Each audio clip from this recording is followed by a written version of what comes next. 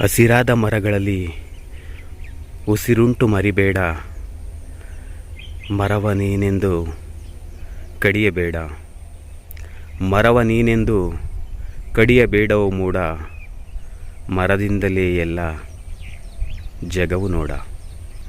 ಮರವ ನೀನೆಂದು ಕಡಿಯಬೇಡವೋ ಮೂಡ, ಮರದಿಂದಲೇ ಎಲ್ಲ ಜಗವು ನೋಡ.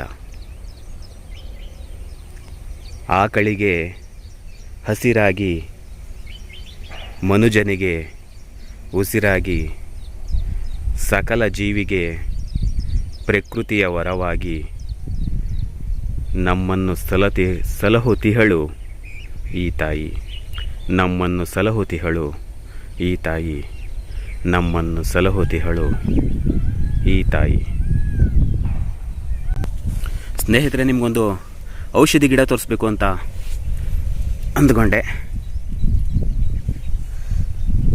ಅದು ಸಡನ್ನಾಗಿ ಸಿಕ್ತು, ಬಟ್ ತೋರಿಸ್ಬೇಕು ಅಂತ ಅಂದ್ಕೊಂಡಿರಲಿಲ್ಲ. ಸಡನ್ನಾಗಿ ಸಿಕ್ತು, ತೋರಿಸ್ತೀನಿ, ನೋಡ್ಕೊಂಬಿಡಿ. ಇದರ ಹೆಸರು ಉಳಿನುಸ್ರು ಗಿಡ ಅಂತ.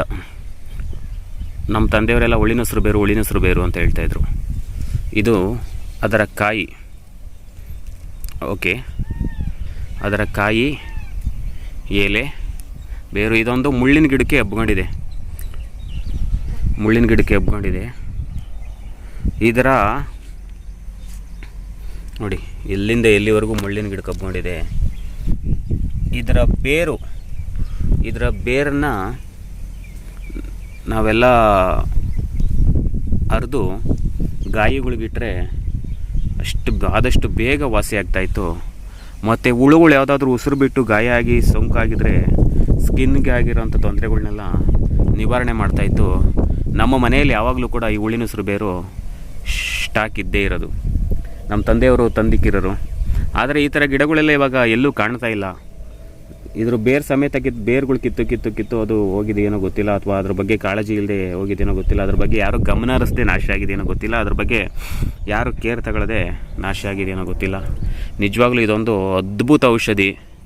ಯಾವುದೇ ರೀತಿಯ ಗಾಯಗಳಿಗೆ ಎಲ್ಲ ತುಂಬ ಒಳ್ಳೆಯದು. ಇದ್ರ ಕಾಯಿಂದ ಏನು ಉಪಯೋಗ ಅಂತ ನನಗೆ ಗೊತ್ತಿಲ್ಲ, ಬಟ್ ಕಾಯಿ ಕೂಡ ತುಂಬ ಬಿಟ್ಟಿದೆ. ಈ ಸಂತತಿ ಹೀಗೆ ಬೆಳೀಲಿ, ಪ್ರಕೃತಿಲಿರಲಿ ಅಂತ ನಾನಂತೂ ಕೇಳ್ಕೊತೀನಿ. ಯಾಕಂದರೆ ಪ್ರಕೃತಿನ ಇವತ್ತೆಲ್ಲ ನಾಶ ಮಾಡಿ ಬಗದು ದೊಡ್ಡ ಬಿಲ್ಡಿಂಗ್ಗಳು ಕಟ್ಟಿ ಅದು ಇದು ಮಾಡಿ ಬಿಸಾಕ್ತಾ ಇದ್ದಾರೆ.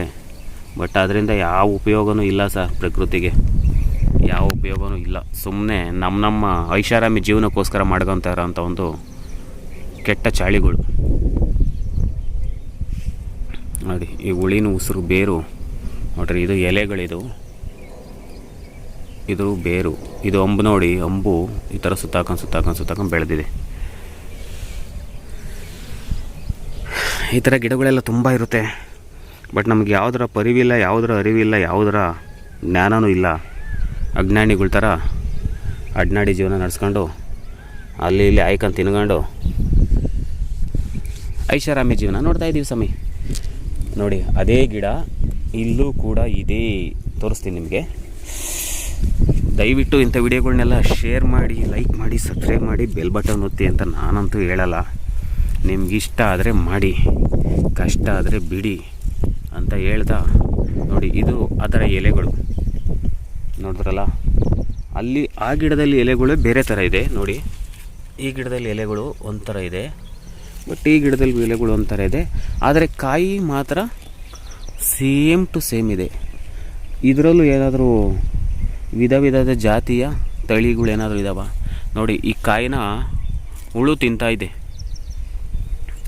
ಹುಳು ನೋಡಿ ಯಾವ ರೀತಿ ತಿಂತಾ ಇದೆ ಈ ಕಾಯಿನ. ಈ ಕಾಯಿನ ಹುಳು ತನ್ನ ಆಹಾರವಾಗಿ ಉಪಯೋಗಿಸ್ಕೊಳ್ತಾ ಇದೆ. ಪ್ರಕೃತಿಯ ಸಕಲ ಜೀವಿಗಳಿಗೂ ಪ್ರಕೃತಿಲೇ ಆಹಾರ, ಪ್ರಕೃತಿಲೇ ವಿಹಾರ. ಆದರೆ ಮನುಷ್ಯಂಗೆ ಮಾತ್ರ 100 ಕಡೆ ಆಹಾರ, 100 ಕಡೆ ವಿಹಾರ. ಬೇಕಾದ ಕಡೆ ಎಲ್ಲ ಸುತ್ತಾಡ್ತಾನೆ. ಸುತ್ತಾಡಲಿ ಆರಾಗಿ ಹಾಳು ಮಾಡ್ಕೊಂಡು ಅಧ್ವಾನ ಆದಮೇಲೆ ಗೊತ್ತಾಗ್ತೈತೆ ನಾನು ಇಷ್ಟು ದಿನ ಎಲ್ಲ ಮಾಡಿದ್ದು ವ್ಯರ್ಥ, ವೇಸ್ಟು ಜೀವನ. ನೋಡಿ, ಇದೇ ಆ ಬೇರು. ಆ ಗಿಡ ಕೆಳಗಡೆ ಎಲ್ಲೋ ಒಂದು ಬೇರು ಬಿಟ್ಟಿರುತ್ತೆ. ನಾವು ಅದನ್ನು ಕೀಳೋದು ಬೇಡ. ಏನಂತೀರಾ? ಕಿತ್ಬಿಟ್ಟು ನಾಶ ಮಾಡಿದ್ರೆ ಏನ್ರಿ ಸಿಗುತ್ತೆ? ಏನೂ ಸಿಗಲ್ಲ. ನೋಡಿ, ಅದರ ಹೂಗಳು ಬೇರು ಎಲ್ಲ ಇಲ್ಲಿದೆ, ಹೂಗಳೆಲ್ಲ ಇದೆ ನೋಡಿ.